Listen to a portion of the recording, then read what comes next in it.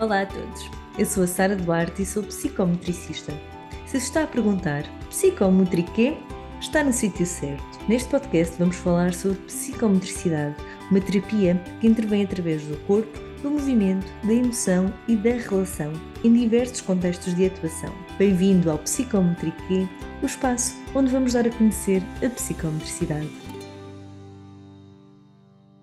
Bem-vindos a mais um episódio do Psicometriquê, o podcast em que falamos aqui sobre psicometricidade e hoje com uma convidada que eu já queria trazer há algum tempo, a Luísa Costa. A Luísa é psicometricista, ela licenciou-se em Reabilitação Psicomotora e é psicometricista desde 2005.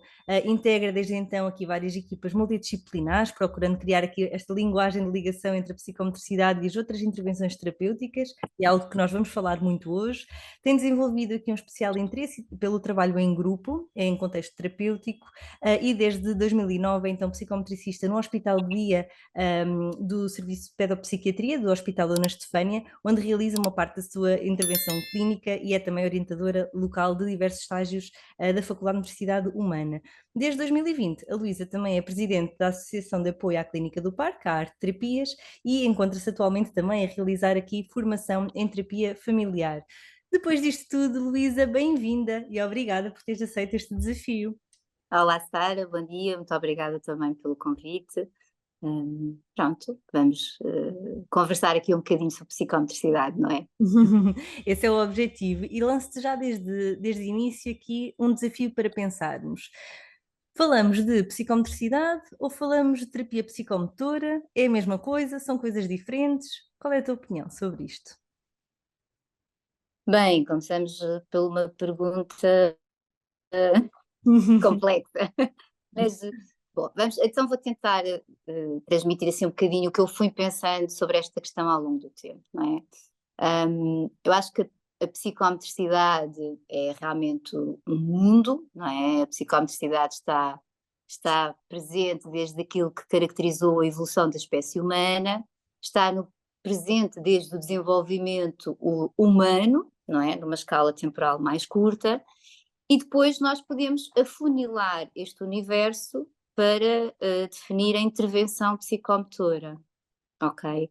E mesmo aqui, nesta intervenção psicomotora, nós podemos não, temos várias áreas de intervenção em Portugal, no mundo, e isto exige, assim, mais ou menos uma reflexão acerca disto. Portanto, como é que eu vejo esta questão, né? Portanto, eu tenho uma definição que eu gosto bastante, que é uma definição de Júri Guerra e Subirã, se não estou em erro, lá, foi apresentada para aí em 1960, portanto tem muitos anos e continua extremamente atual. E define realmente a intervenção psicomotora como uma terapia, uma intervenção que recorre ao corpo, ao movimento, que se dirige ao ser humano na sua totalidade, nada de novo, não é? Porque nós estamos muito habituados a esta descrição, e que permite e tem como fim uma melhor integração e um melhor investimento na corporalidade, uma melhor capacidade da criança, do jovem ou do adulto situar no tempo, no espaço, no mundo dos objetos e facilitar a comunicação com o outro, certo? Portanto, no fundo, a intervenção psicomotora em várias áreas. Agora, nós temos, mesmo em Portugal, já não estou a falar no mundo, mas em Portugal nós temos uma intervenção psicomotora que intervém nas dificuldades de aprendizagem, nas questões do desenvolvimento em centros de desenvolvimento, na saúde mental, que é muito particular e é um nicho onde eu me incluo quase, é quase um nicho, e portanto temos a atividade motora adaptada e temos muitos outros contextos, certo? E portanto temos neste momento também cada vez mais a aparecer a psicometricidade com vários estudos para os séniores, e em cada campo há questões muito específicas. No meu caso, intervenção psicomotora em saúde mental, como é que eu vejo isto? Portanto, nós temos toda a teoria da psicometricidade, que está lá constantemente, não é? E que todos nós estamos familiarizados, mas depois, se é uma intervenção em saúde mental, não é? Eu tenho de ter referenciais teóricos, que não são só da psicometricidade, não é? Eu tenho que ter referenciais teóricos dos vários contextos terapêuticos, não é? Se é uma linha mais dinâmica, se é uma linha mais cognitivo-comportamental, se é uma linha de intervenção que ajuda à mentalização, que intervém nas atividades, nos resultados da atividade especificamente, enfim, tem que ter isto, não é? Tem que ter o meu referencial teórico, isto é fundamental, ter o meu referencial teórico para além das questões teóricas da psicomotricidade, certo?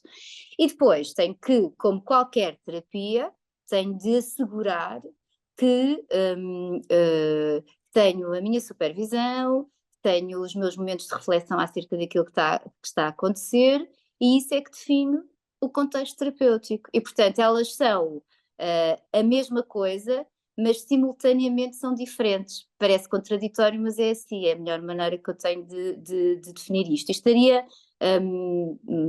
daria para conversarmos muito sobre isto, mas assim, resumidamente é isto, não é? Elas fazem parte do mesmo universo, mas nós caminhamos da psicomotricidade para a intervenção psicomotora, não é? Afunilamos para a terapia psicomotora, neste caso, certo? Portanto, não sei se foi clara, mas Sim, é mais ou menos esta a ideia. resumiste aquilo que eu ia no fundo perguntar-te. No fundo, a psicomotricidade é o plano de base e adicionamos um plano extra, não é? Fazemos uma atualização, um upgrade para um plano extra quando especificamos para uma terapia psicomotora com um cariz mais clínico e especificamente neste caso que tu descreves em contexto de saúde mental. Certo, certo, certíssimo, é isso mesmo. Portanto, vamos fazendo esse caminho. Por exemplo, uma questão muito simples, talvez, dando aqui um exemplo, seja mais fácil, não é? Na minha equipa, quando eu comecei a trabalhar, portanto, eu não sou mesmo a psicometricista agora, que era há um tempo atrás, ainda bem, não é? Mas isto para dizer, inicialmente eu trabalhava muito com casos, com questões, fazia uma intervenção diretamente nas questões da motricidade, desculpem, destas questões dos miúdos muito agitados, muito inquietos, que não se adaptavam a um gabinete de psicoterapia tradicional, miúdos que não privilegiavam a palavra como forma de expressão e, e aí estava muito presente que o meu trabalho incidia muito sobre as questões instrumentais, não é? Portanto, era isto que eu trabalhava bastante, não é? Portanto, ajudar aquela criança a adequar-se ao tempo, ao espaço, à relação comigo. E muitas das vezes estes miúdos tinham uma preparação para depois entrar num gabinete de uma psicoterapia tradicional. Aí eu acho que é muito fácil as pessoas perceberem o que é a nossa intervenção, não é? Mas depois houve um dia que eu decidi que não queria mais ser esta psicometricista, ou melhor, eu não queria ser só esta psicometricista, não é?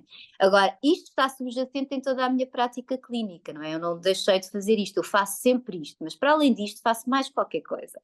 E portanto, o que eu queria, o que foi acontecendo foi, os miúdos vinham com este trabalho, não é? Muito de adequação à sua realidade, e de repente eu começo a ficar envolvida nas histórias de vida destes miúdos, que me começam a contar coisas terríveis, não é? Coisas terríveis, histórias deles muito difíceis de processar, e nesse momento depois é-me dito, agora está pronto para uma psicoterapia. E eu posso até contar-vos, esta história até é bastante interessante. No dia em que eu decidi, foi mesmo o dia, o momento em que eu decidi, eu não quero fazer mais isto desta forma. Portanto, eu acompanhava uma miúda há muitos anos, que tinha uma história de vida terrível, que incluía uma morte grave de alguém da família dela que matou outra pessoa, e vou só contar-vos isto. E, portanto, e era uma miúda com muitas dificuldades em estar relativamente assertiva em contexto escolar. Quando as coisas começaram a melhorar, esta miúda começou a falar destes episódios. E eu fiquei, então e agora o que é que eu faço, não é? Mas fui ouvindo. Mas o médico responsável por esta miúda disse-me assim: olha, Luís, eu acho que agora é o momento certo de passar para uma psicoterapia.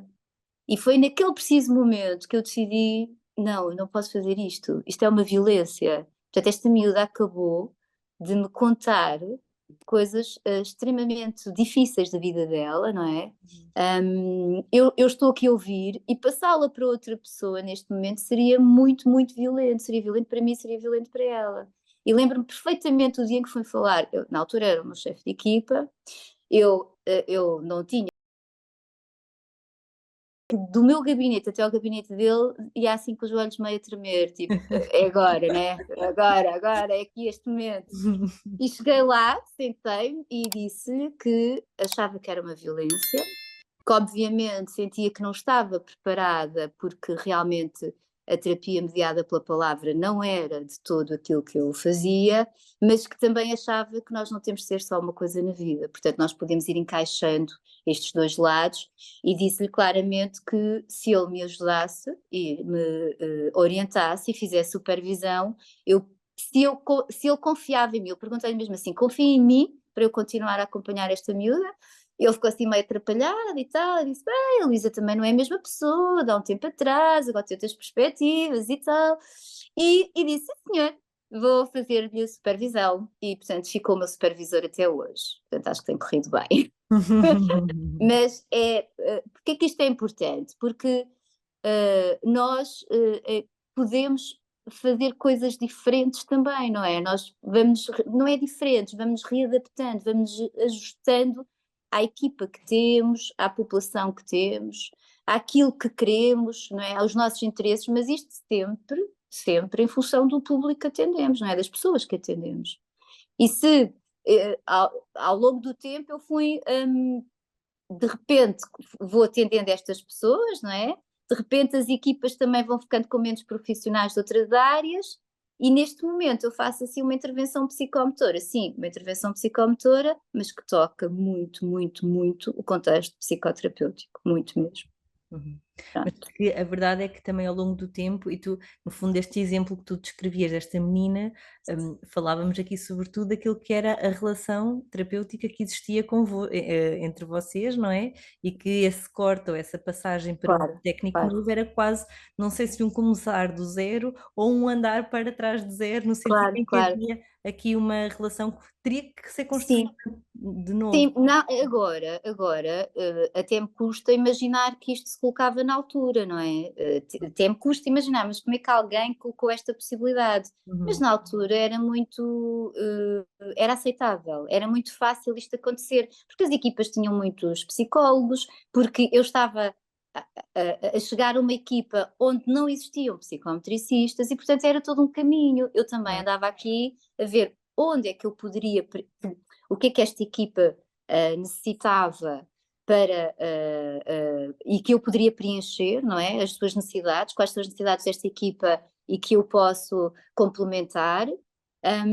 E era neste nicho, não é? Dos miúdos mais agitados, que ninguém queria pegar muito porque não conseguiam parar no gabinete, e foi por aí. Uhum. Claro que a relação terapêutica é fundamental, é o mais importante de tudo, não é? De todas as intervenções é nós estabelecemos uma relação com as crianças, em que intervenção for, quer seja na saúde mental, quer seja nas dificuldades de aprendizagem, volto a dizer tudo outra vez que isso no início, não é? Tem de haver relação. Uhum. Parece fácil, mas às vezes eu acho que às vezes é um bocadinho difícil também este ponto, este primeiro ponto fundamental da relação em contexto de saúde mental às vezes é um bocadinho difícil, não é? Uhum. Estava aqui a pensar já noutras coisas. Eu estava a ouvir-te e a pensar que depende também sempre muito, ou este crescimento, este processo evolutivo de nós enquanto profissionais, é muito inerente àquilo que é o contexto onde nós estamos, às pessoas com que nos cruzamos e às necessidades que também vão existindo, para que isso depois leve a estes interesses, nós evoluirmos mais para um campo ou mais para o outro. A verdade é que há colegas nossos, se calhar, que noutras áreas de intervenção podem não ir tanto pelo lado mais clínico e terapêutico, porque também o próprio contexto e a própria Claro, população-alvo claro, também claro.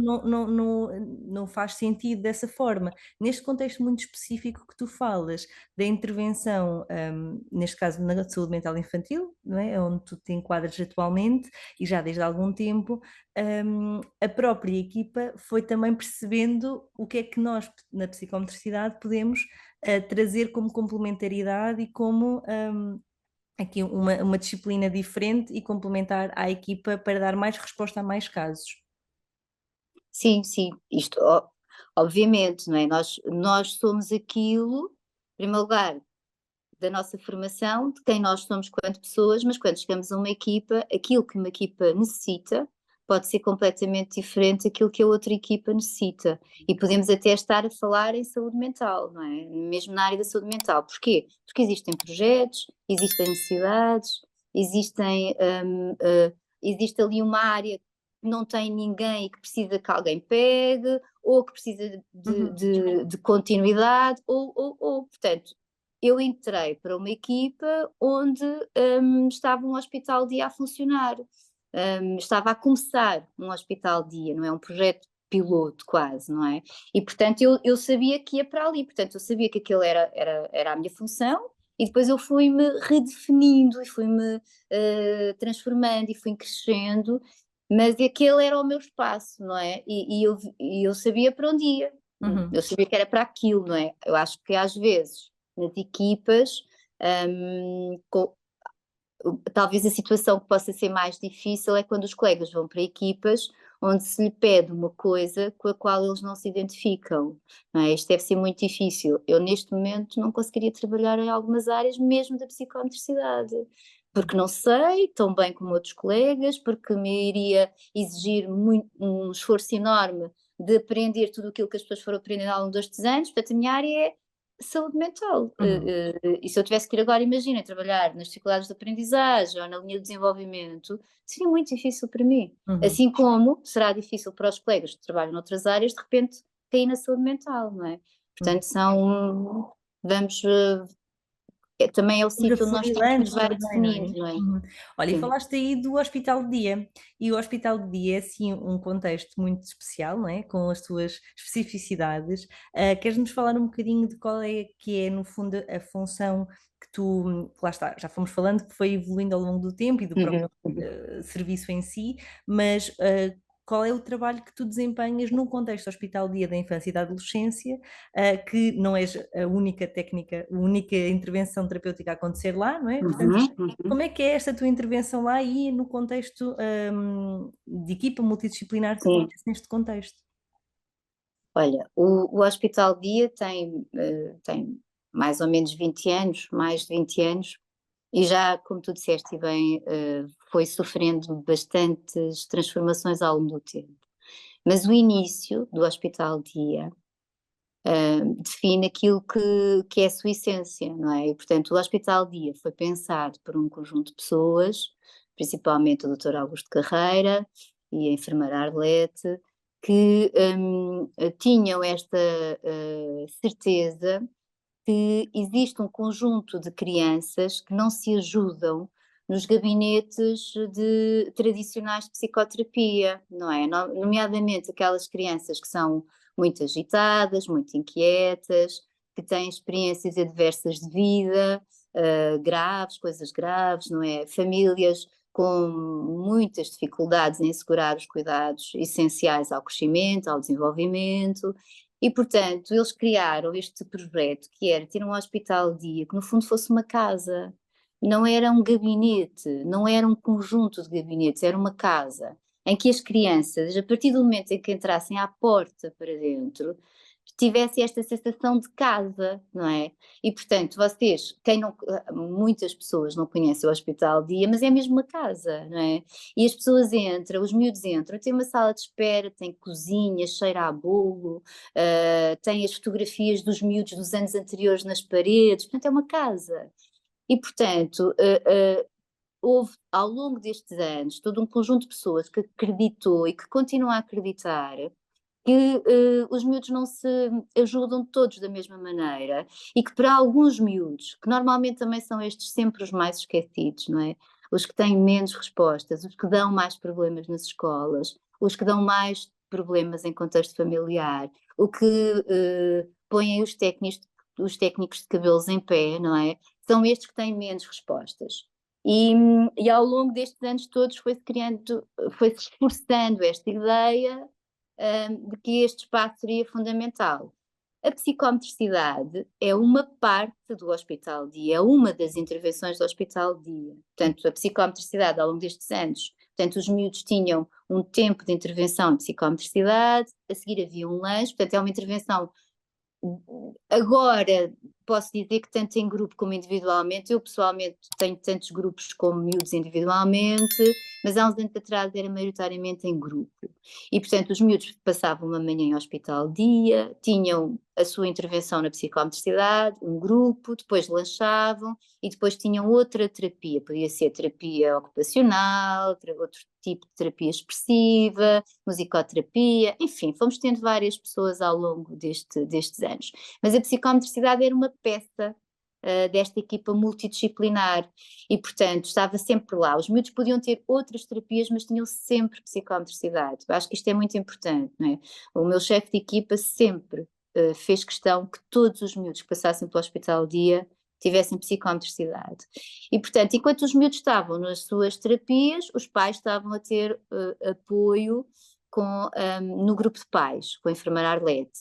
E esta equipa multidisciplinar estava constantemente em contacto com as escolas. Portanto, os miúdos vinham para as suas terapias, os pais tinham a sua ajuda e nós estávamos em constante ligação com as escolas.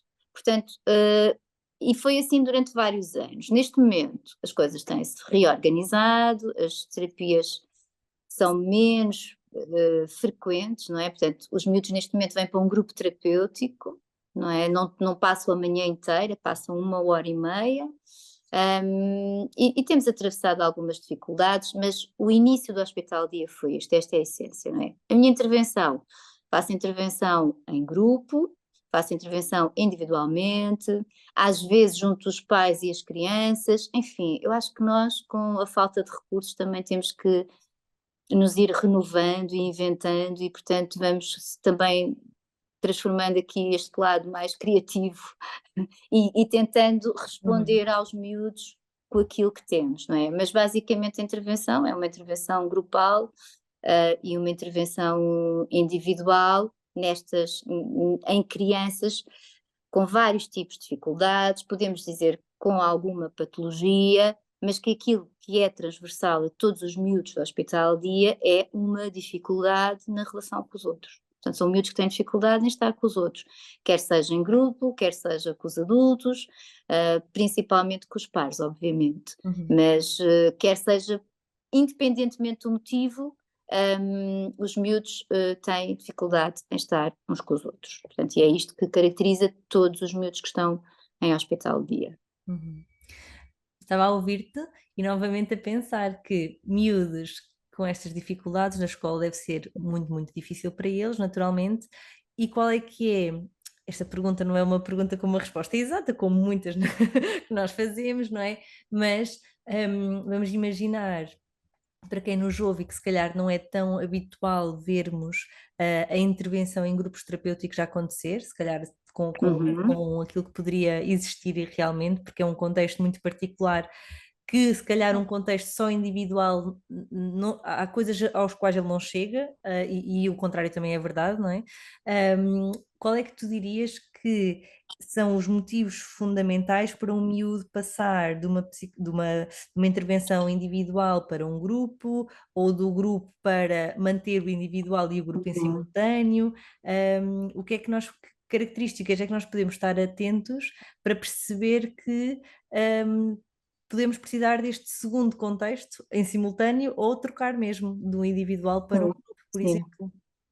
Bom, essas decisões, não é? Se o miúdo começa por uma intervenção de grupo ou um seguimento individual, é sempre uma decisão de equipa, certo? Nunca é minha só, exclusivamente, não é? Os meus são discutidos em equipa, com os médicos, com os terapeutas, com outros profissionais, e depois, de acordo com aquilo que nós achamos que é o projeto terapêutico ideal, e ideal aqui é aquele que melhor responde àquela criança, nós percebemos os recursos que temos, não é? E às vezes, entre uma coisa e outra, perde-se ali algumas coisas, não é? Perdem-se algumas coisas. Mas esta indicação é sempre uma decisão de equipa, isto é que eu acho que é o mais importante. Agora, os miúdos que têm dificuldade em estar com os outros, têm quase todos indicação para grupo. Agora, podemos se calhar dizer o contrário, qual é a contraindicação, não é? Quando é que nós, já nos aconteceu também meter miúdos num grupo que depois temos que retirar, qual é a contraindicação? Quando é que não devemos pôr miúdos num grupo? Quando sentimos que eles estão tão desregulados, não é?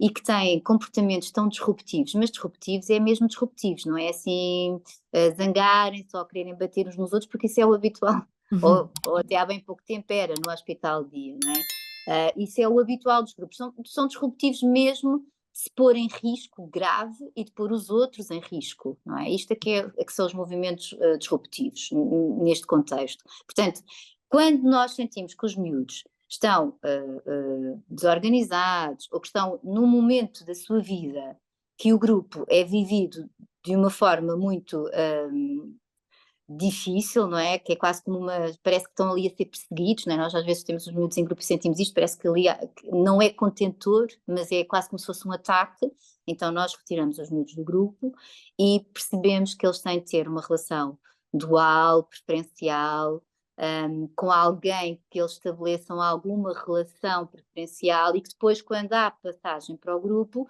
eles já têm a sua referência. E, portanto, já não se sentem tão abandonados, não é? Já não se sentem tão quase diluídos naquele grupo, não é? E, portanto, eu acho que esta é mesmo a única contraindicação, não é?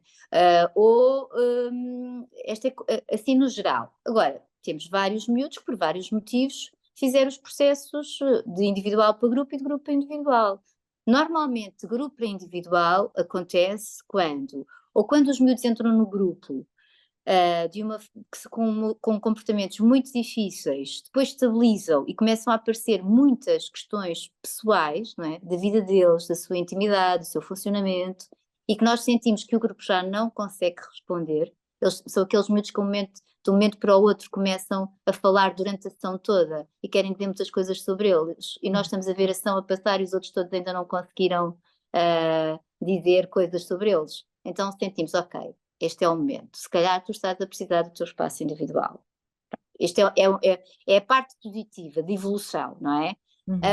Mas também já tivemos miúdos que achámos que eles estariam bem no grupo, que não são miúdos com movimentos disruptivos, mas que nós sentimos que o grupo não responde. Por exemplo, miúdos com mutismo seletivo, não é? Miúdos que não falam ou que falam muitíssimo pouco em contexto terapêutico, e que nós sentimos quando os colocamos no grupo, há miúdos com mutismo seletivo, não falam, mas comunicam de imensas maneiras, e depois já tivemos alguns miúdos que não falando, sentimos que eles estão sempre apreensivos, estão sempre aflitos com aquilo, e que nós sentimos que é demasiado cedo para os colocar naquele grupo e, portanto, voltamos atrás. Portanto, estamos individualmente com o miúdo, quando sentimos que está preparado, vai para grupo.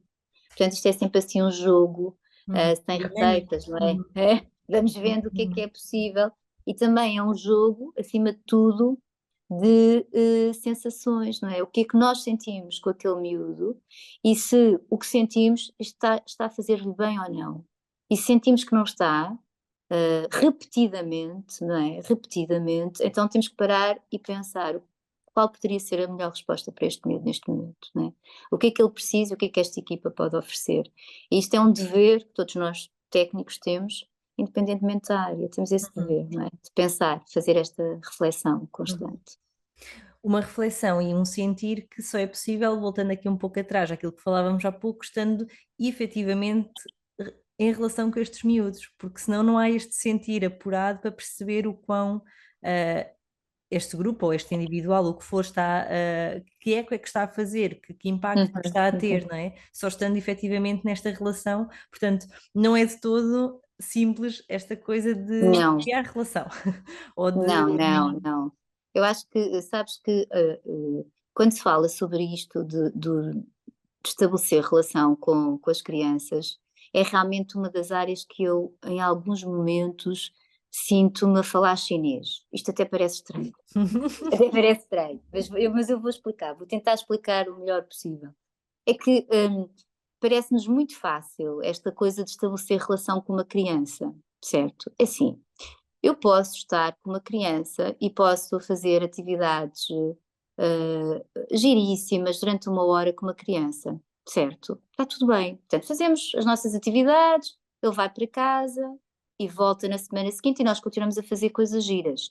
Mas na escola, ele continua a empurrar miúdos das escadas abaixo, continua a espetar lápis no pescoço dos colegas, continua a empurrar educadoras que partem as pernas. Eu estou só a dar-vos 3 exemplos das minhas últimas semanas, dos miúdos que eu acompanho, certo? Portanto, agora, parece fácil estabelecer relação com uma criança, mas a questão é, e com estas crianças? Com estas crianças que nós colocamos em gabinete, que nas primeiras sessões tentam bater-nos, que viram tudo ao contrário, que estamos constantemente a ouvir as queixas dos pais, as queixas das casas de acolhimento, as queixas dos professores, e com razão. Portanto, o que eu sinto é que eu sinto-me muitas vezes, e agora vou obviamente falar por mim, como uma espécie de recipiente que se enche e se esvazia rapidamente. Esvazia-se às 9 da manhã, esvazia-se às 9 da manhã com uma criança que já me esgotou todas as energias e a seguir eu ainda tenho de ter energia para acolher aqueles pais que estão completamente arrasados, para acolher o professor que tem de justificar a mais 23 pais porque é que aquele miúdo bateu em não sei quantos, às 9 da manhã, todas as semanas, e repete, e repete, e repete. Portanto, estabelecer relação com uma criança não é gostar de estar com uma criança, isto é mesmo muito importante.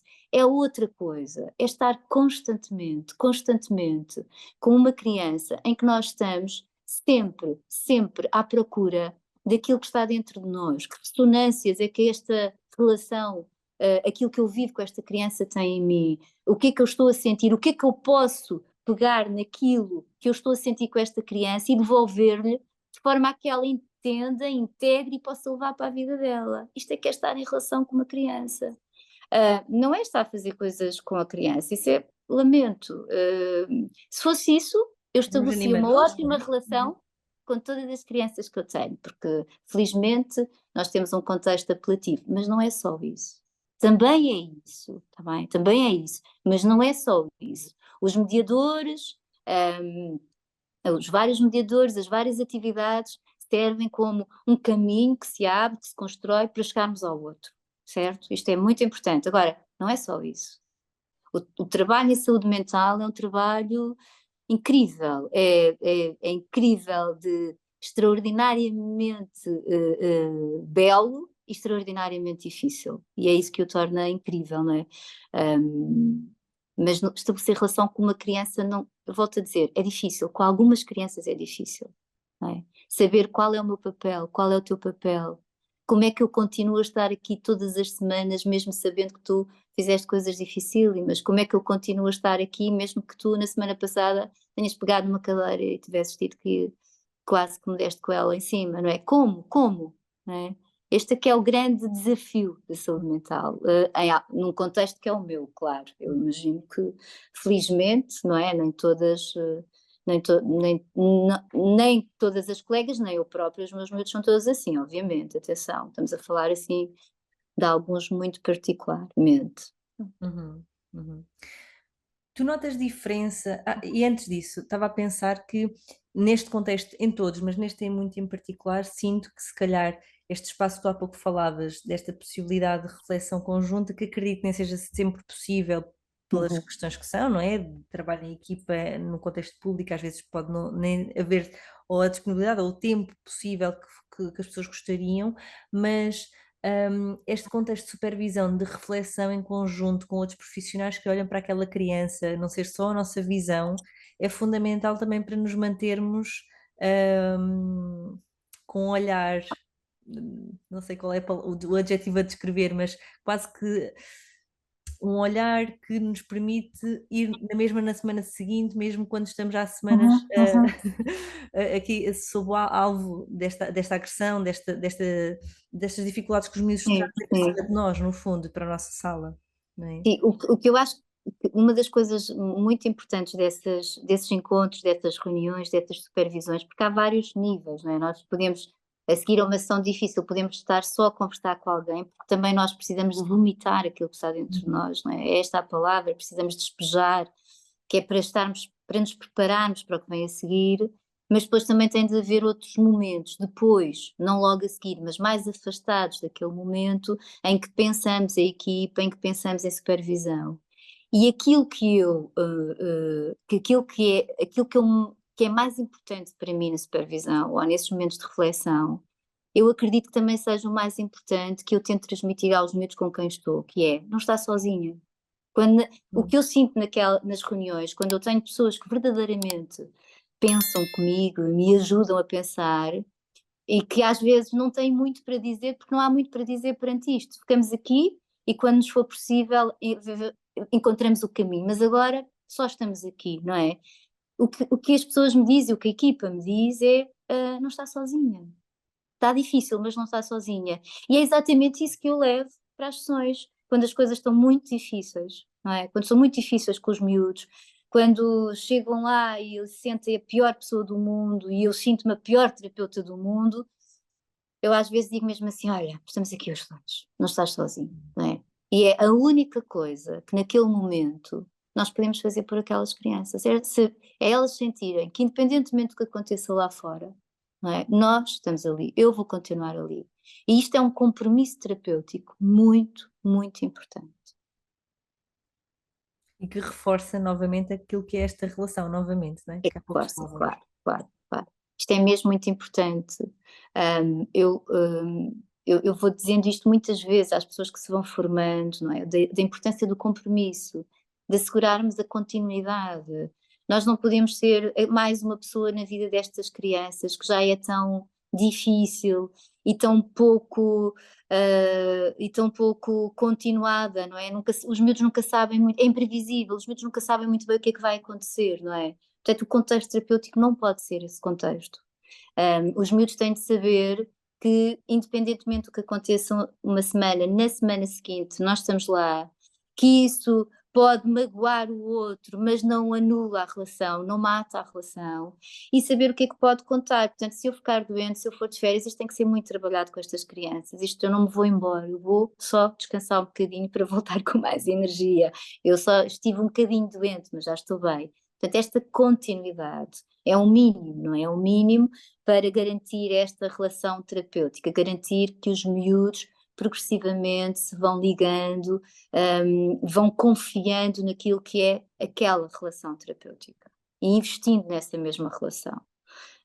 Por isso, sim, é mesmo importante que consigamos ir construindo com o outro esta segurança, não é? Esta segurança de base na relação terapêutica.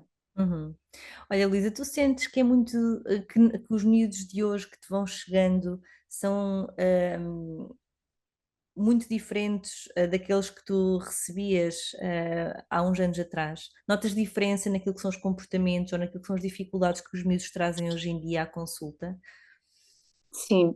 Sara, tu pôs-me questões Que daria para muito episódios difíceis, inteiros. muito difíceis, porque depois eu começo a falar, mas que daria para, exatamente, de cada questão destas daria para falarmos durante muito tempo. E portanto eu às vezes não sou muito boa nos resumos, não é? Mas vou tentar. Noto uma grande diferença, mesmo. E normalmente nós temos o ser humano tem esta característica que é, há uma diferença, então melhorou ou piorou, não é? Na nossa cabeça não melhorou nem piorou, são diferentes, não é? Os miúdos estão diferentes.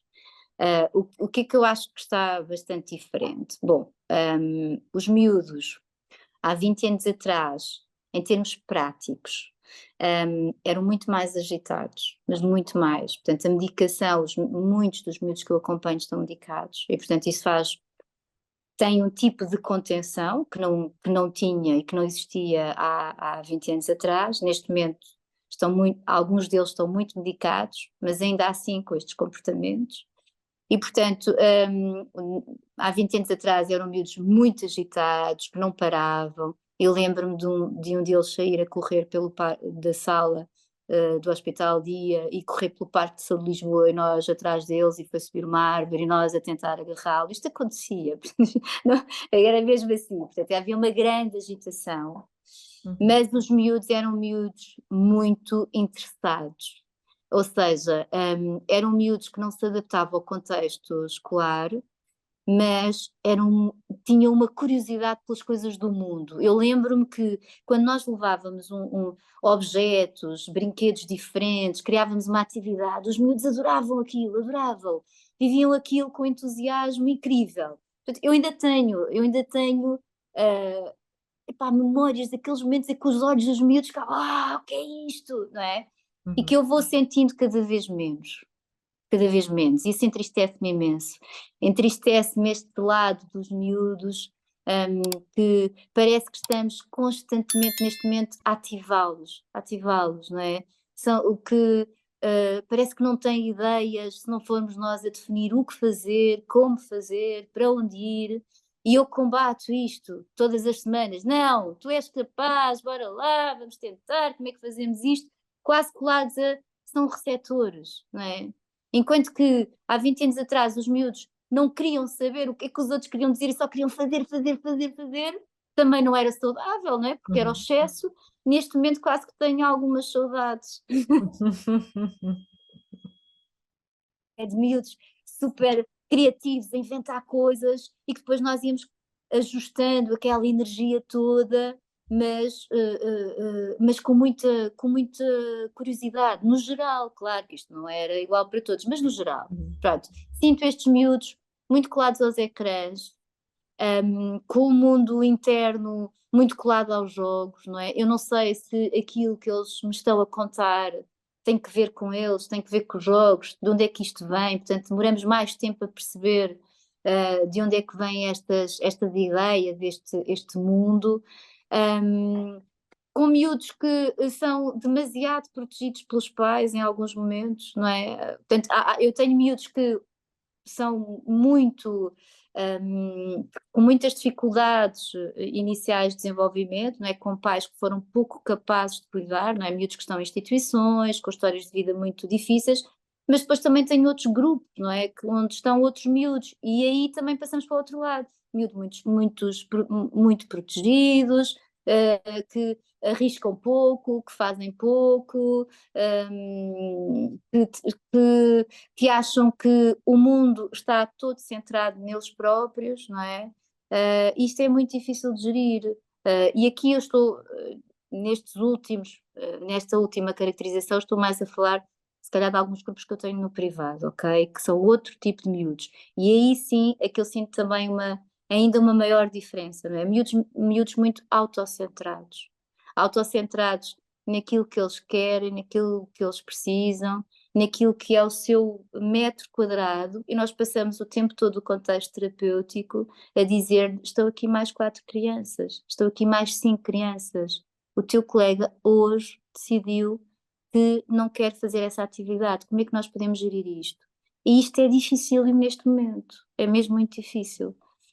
Portanto, nós há 20 anos atrás, os miúdos não conseguiam estar atentos aos outros, porque tinham uma inquietação dentro deles que pará-los já era difícil, mas quando paravam, não é? Quando conseguiam adequar-se, estavam com uma alegria, descobriam coisas incríveis, nós sentíamos contagiados quando isto acontecia, não é? Neste momento, é verdade, há miúdos muito competentes, há miúdos que sabem muito de música, que sabem muito sobre o mundo, que sabem muito, mas se calhar sabem pouco sobre os outros, e isto a mim aflige-me um bocadinho, não é?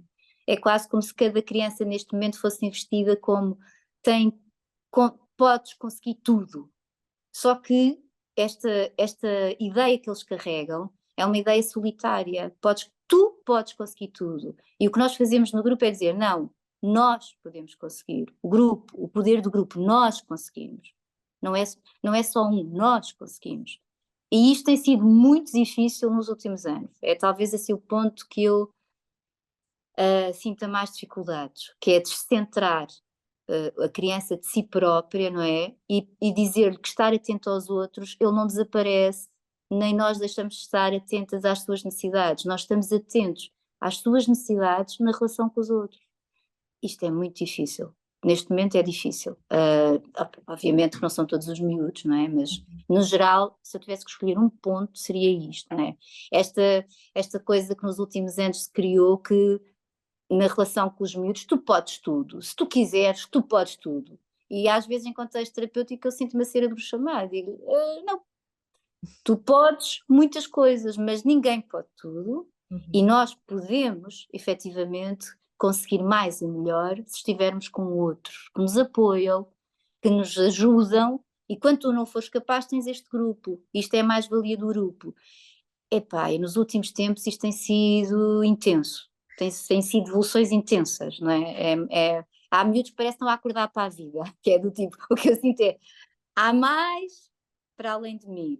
Isto é muito importante. Sentes que isto que lhes é transmitido, nesses casos em particular que tu falavas agora, pode de alguma forma ter a ver com esta coisa de tu podes tudo e enquanto tu podes tudo e enquanto tu tens esta ideia também frustras menos e portanto não acontecem tantas coisas quando há frustração. Estes miúdos frustram, estes Claro, miúdos depois lidam com isso.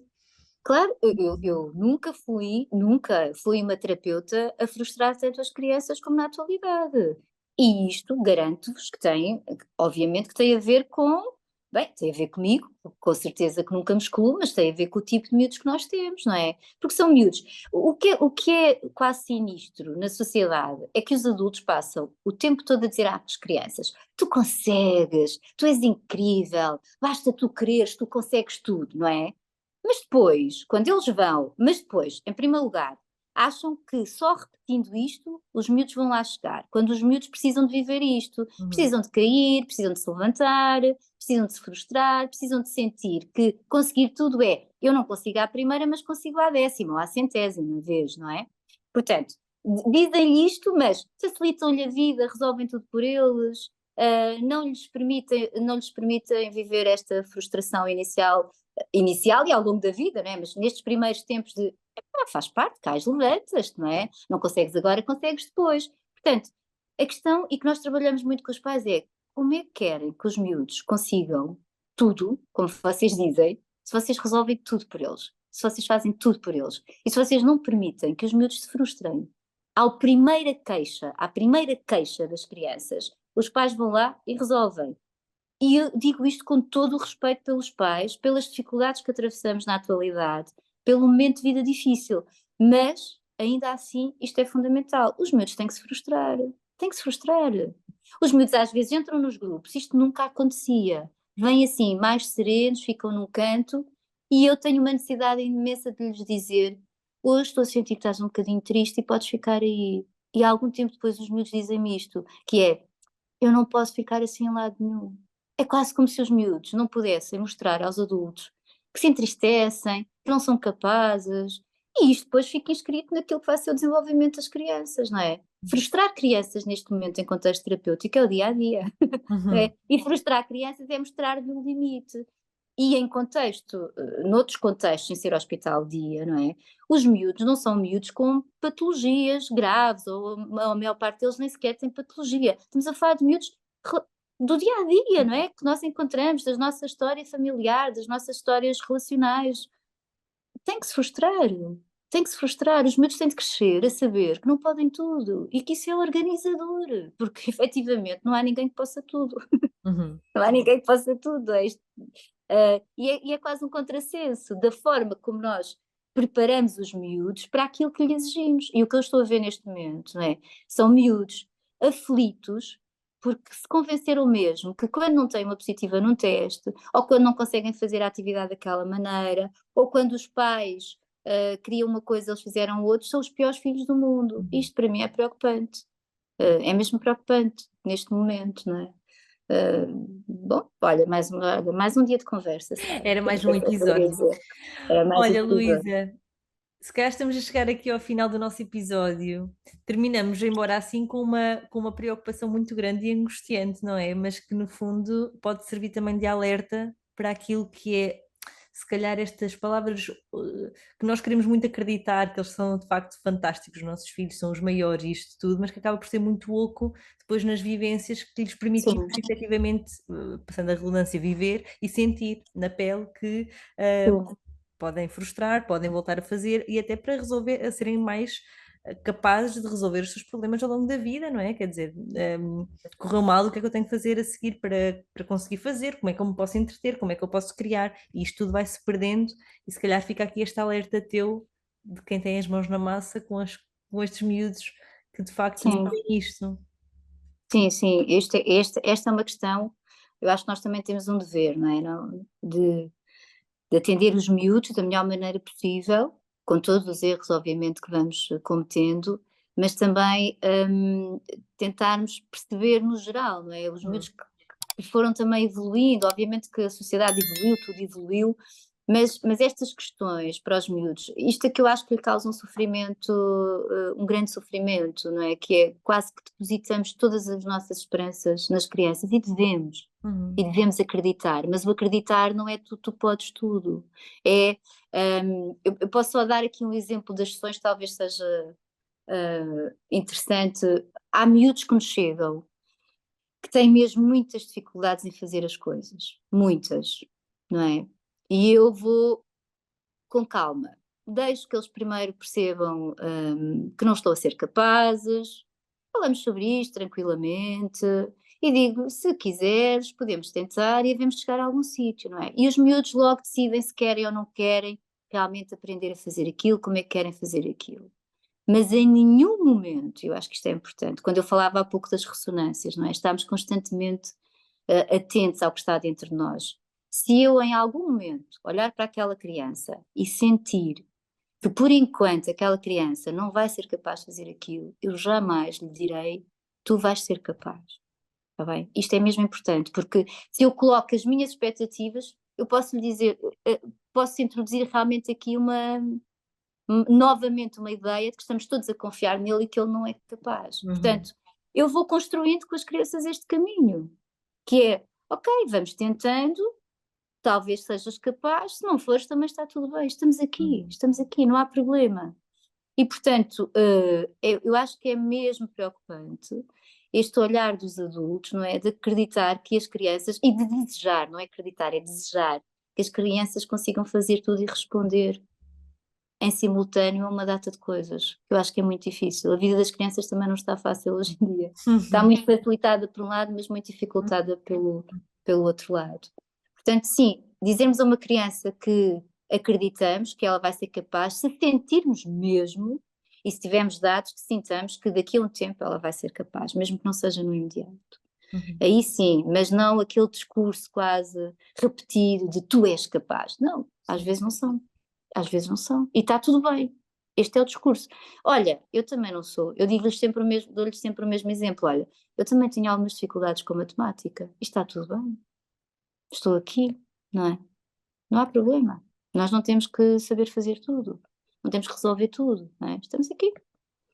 E eu acho que este estarmos aqui talvez seja o mais importante nesta relação terapêutica em vários contextos, mas principalmente em saúde mental. Uhum. Estou aqui contigo. Acho que assim já terminamos com o- este ingrediente bonito também, que é a base de tudo, sem dúvida, não é? Que é estarmos efetivamente ligados ao miúdo e a senti-lo e com a vulnerabilidade que isso também traz, não é? E acarreta para a equação, mas, Sim, mas que é o que a torna também genuína e que efetivamente acredito que é aquilo que faz com que os miúdos também acreditem em nós. Quando tu sim, sim, dizes sim. isto, mas eu estou aqui, não é? E foi difícil hoje, mas a Luísa vai continuar aqui, ou o que for, não é? Acho que é esta genuinidade também que eles sentem do outro lado e que vai permitindo construir Sim. estas pecinhas da confiança e do acreditar no outro. Sermos genuínos e sinceros, não é? No sentido em que se nós sentimos que não é agora, que não vai acontecer agora, está tudo bem. Há de acontecer qualquer coisa e está Hum. tudo bem, não é? Vamos continuar, estamos cá, vamos continuar. Luísa, muito, muito, muito obrigada por teres aceito esta conversa, vir aqui conversar connosco, este Obrigada também, Sara. desafio. Foi muito, muito bom. Não só pensar aqui na psicomotricidade, mas acho que fomos além disto, não é? Aquilo que é a tua vivência profissional, esta área em particular da saúde mental, mas também aqui questões mais ligadas à forma como nós estamos, no fundo, também a passar mensagens aos miúdos, que são mensagens com Sim, as quais eles se vão construindo, não é? Que são. é a nossa responsabilidade, não é? Uhum. Também, não é dizer que há um certo ou um errado, mas é a nossa responsabilidade de os colocar também em situações diversas, diferentes do habitual, e mostrar-lhes caminhos também, se calhar diferentes do que eles estão habituados. E depois eles decidem, não é? Eles decidem e fazem as suas escolhas, mas pelo menos temos esta responsabilidade de lhes mostrar outros caminhos. Eu acho que isso é muito importante, no geral, não é? Para além de todo o contexto terapêutico, mas assim, em termos de sociedade, não é? Porque a intervenção também tem este papel na sociedade, não é? No geral. É dizer-lhes, não, há outros caminhos, há outras formas, e depois tu logo escolhes aquela que te fizer mais sentido. Uhum. Chama-se, acho que é isso que é potencializar, no fundo, as escolhas e as qualidades das crianças. Uhum. Como a Luísa dizia, e bem, nós estaríamos aqui o resto do dia a conversar, mas este episódio termina de facto agora, mas a Luísa vai estar connosco no Psicomotricidade Summit, no evento sobre psicomotricidade que vai existir no dia 18 de outubro, portanto já estão os bilhetes disponíveis. Quem quiser também ouvir aqui a Luísa, que já foi uma das oradoras anunciadas e que nos vai trazer um tema muito, muito pertinente, poderá ainda estar connosco e ouvi-la então aqui neste evento que vai ser em Aveiro, a 18 de outubro. Para terminarmos então este episódio, novamente deixar aqui esta sugestão para que mais pessoas possam também ter a oportunidade aqui de conhecer a psicomotricidade, portanto partilhem este episódio, esta conversa, deixem aqui o vosso gosto, subscrevam o canal se nos estiverem aqui a ouvir no YouTube e assim ficarão sempre a par de todas estas conversas do Psicomotriquê. Então até ao próximo episódio do Psicomotriquê. Obrigada, Luísa.